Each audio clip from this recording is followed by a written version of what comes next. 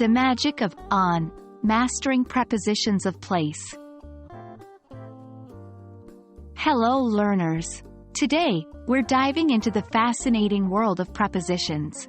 Prepositions are small words that can make a big difference in your English sentences.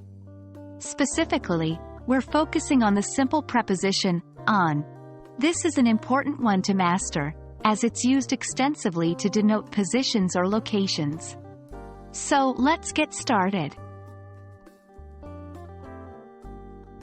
On is a simple preposition of place that typically denotes a position above and in contact with a surface.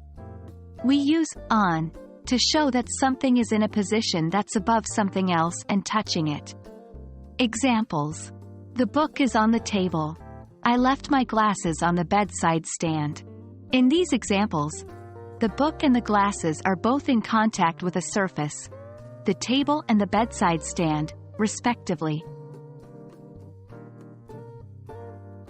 On is also used with certain forms of transportation, particularly public transport, and with electronic devices when they're in use. Examples: she is on the bus. We're watching a movie on TV. While the bus and the TV aren't surfaces in the same way a table or a stand are, English speakers use on in these contexts to indicate involvement or engagement.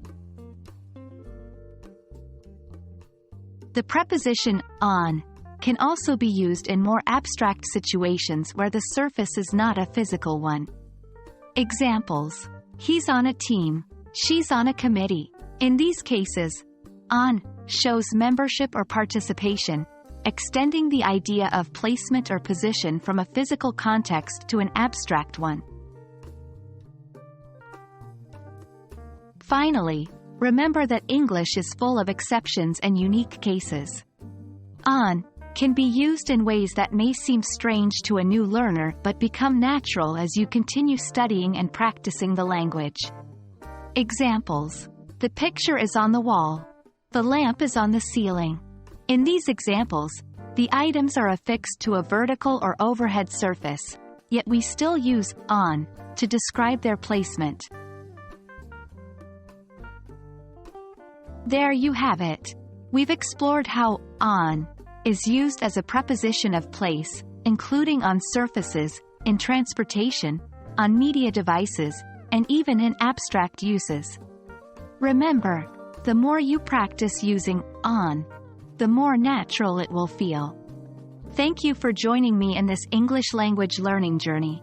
Keep practicing, and I'll see you in our next lesson. Happy learning!